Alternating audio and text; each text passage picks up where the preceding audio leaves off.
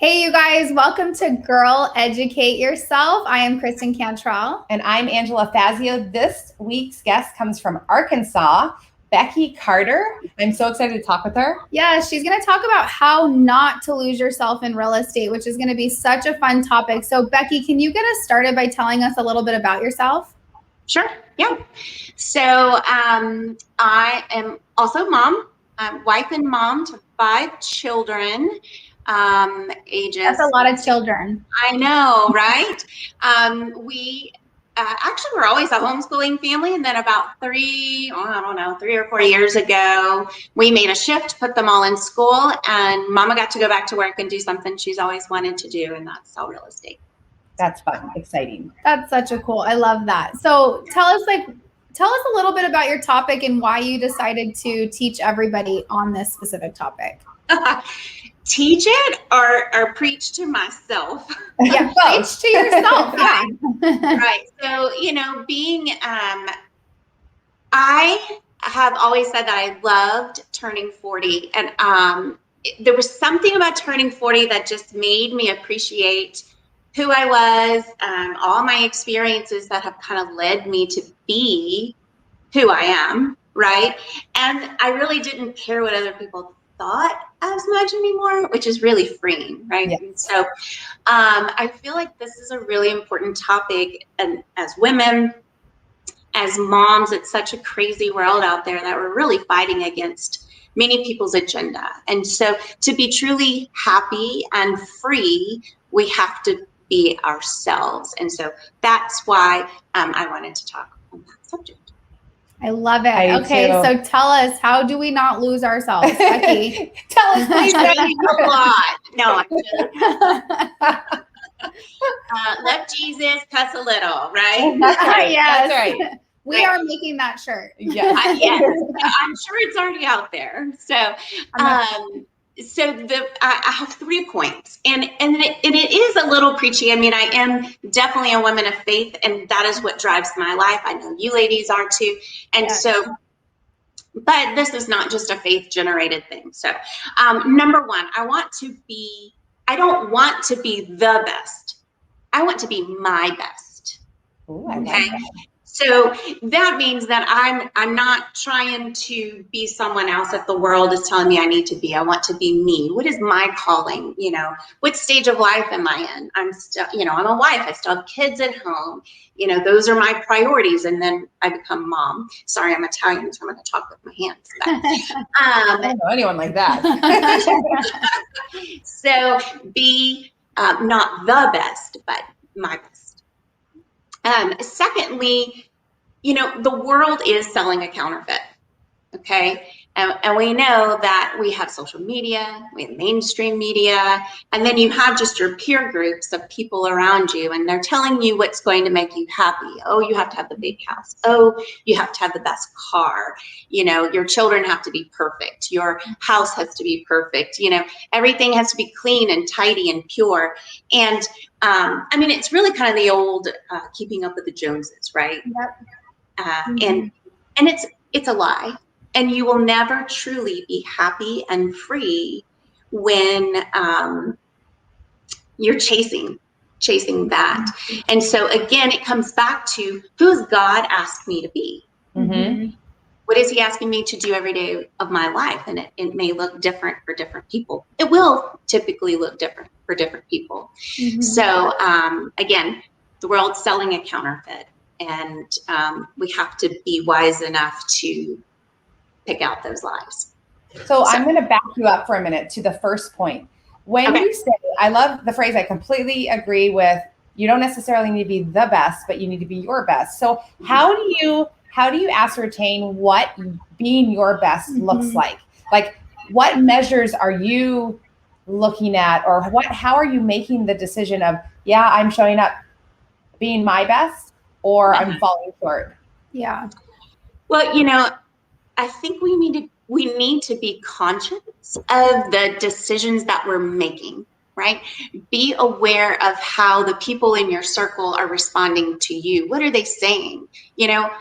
Is someone, your husband or your child, are they complaining that they never see you?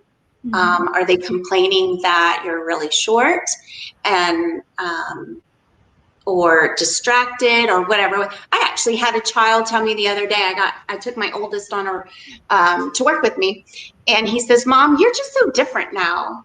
And what he is recognizing is that my job actually energizes me and makes me happy. Oh, that's nice. Why? That's like the one positive that I'm holding on to. I'm all about telling some of the negatives my kids have noticed. Well, the thing is I think that you have to be careful, a little bit careful about what your family's saying to you, because sometimes your family's reacting to change, and most people don't like change. And most people's reaction to change is negative. So we speak to a lot of women whose families need to adjust to this new thing that mom's doing. And 100%.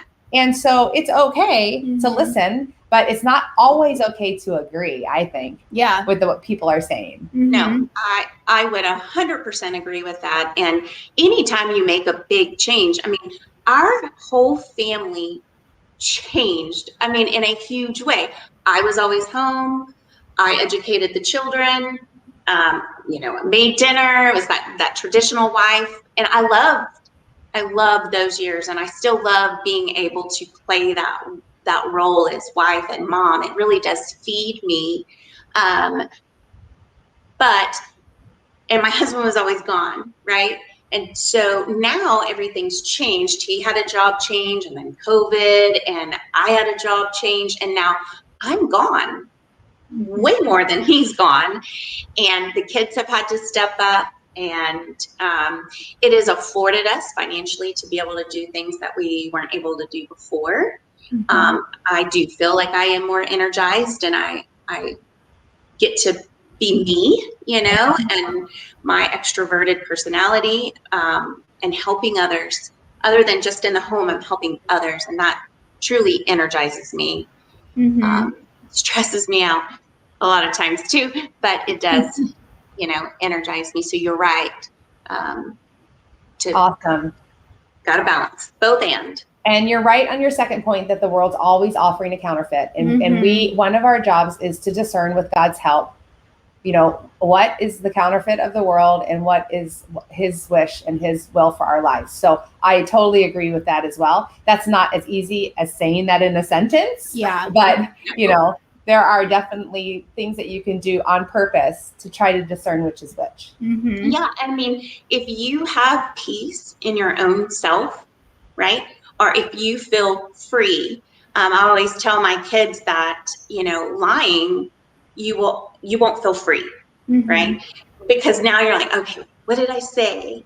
And I got to make sure that I keep my story straight. And what if somebody finds out? And, and that's the same in business, our integrity, who we are and why people choose to use us as a real estate agent should be not only because we're good at a job, but because they trust us. And so anyway, to whatever choices you're making, you should feel at peace, and you should feel free, that you're not bound by somebody else's, idea of what is good for you. Well, it's kind of funny because I feel like you get into real estate to be your own business owner, but then all of a sudden you see a lot of real estate agents like, well, what do I wear?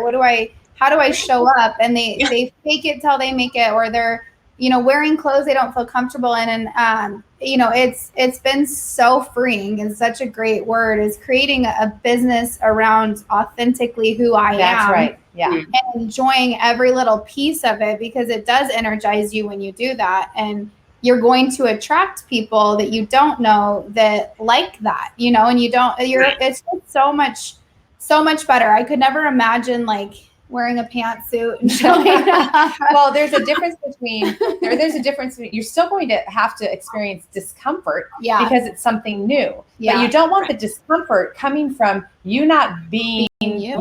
You want the discomfort coming from you pressing yourself to learn new things and do new things and expand, your skill set and stuff like that. I bring on unnecessary discomfort just by being inauthentic. Totally agree. I mean, nailed it. Yeah. Well, what's your third point? I can't wait. Can't wait. Okay, so I'm gonna maybe introduce you to a new word. All right. Have you ever heard of the word charism? Mm-mm. Okay. Charismatic. I know, like this big word. Okay, so this is my Spell point. it. Be true to your charism. charism. Kind of think Right. charisma, your charism. Okay. And so in our faith tradition, we believe that God gives us a gift, right? Well, I mean, in the scriptures, he talks about the special gifts that he gives you. And you ladies have different gifts than I do, right? But I say that this, or the way I describe it, is that this gift has a capital G. Like it has a big purpose, right? My gift, my charism is encouragement. I've been told many, many times that I can really make someone feel better or more encouraged. I mean, we all know what the word encourage means. So anyway, so God gave you this gift specifically to help his children, his people, right? The body of Christ. My gift of encouragement affirms and builds up the body of Christ. Okay. And so when I am getting to practice that gift of encouragement, I am very much energized, right? I shouldn't ever be drained from doing something that God has literally called me to do. He designed me to do it. And even, he gave me my children specifically for me to raise them, but also for them to raise me, right? And he does that with our clients also. So know that he is sending people into our lives, even in a business manner, to be able to use our gifts. Home is a holy word. For me, home is holy. And we all know that home is that safe place that we're supposed to be able to go to. And so when I get to give people the gift of home through real estate, I'm greatly encouraged by that too. That's so nice. And you know what? It's also interesting, and I'll go on a little segue right here. I believe wholeheartedly in what you've just said, that God has given unique gifts to each of us that manifest themselves differently, even if I don't have the gift of encouragement whatsoever. I don't have it, right? But if I were to have it, it would even look different on me than it does on you. So not only is God gracious in giving the gifts, he's gracious in giving them and manifesting them in different ways in people. And what Kristen and I are doing right now, one of the central wells of joy is the fact that now, however God has uniquely gifted us, we're not confined to even a small group of people anymore to use those gifts. We've found a way to do it in such a massive way and to receive the gifts that God has given others in such a massive way, much more than just hyper locally, that now I can kind of put my finger on why the well of joy of what we're doing is so plentiful. And it's a network that's designed to bring the gifts that God gives people together in a bigger way. Wow, you just mind blown. Totally made me put a piece of the puzzle together of why I'm experiencing such joy. Good job, Becky Carter. You're welcome. Well, thank you. You have done such a great job today. Like I enjoyed that more than I've enjoyed a lot of things lately. Well, thank you. I know. Well, y'all have been great, and I love community, and sometimes it's hard to really find that community where you fit. And so I love what you girls are doing, and I definitely want to dig in and be part of it. I mean, it's wonderful. And again, encouragement. You really do encourage others. So put the word on there. I know. Encourage right in the middle. Well, everyone, I hope you enjoyed it. I know you did, because it was awesome. Tune in next time for the next episode of Girl Educate Yourself. And Becky, don't hop off. But thank you, ladies, for listening or watching.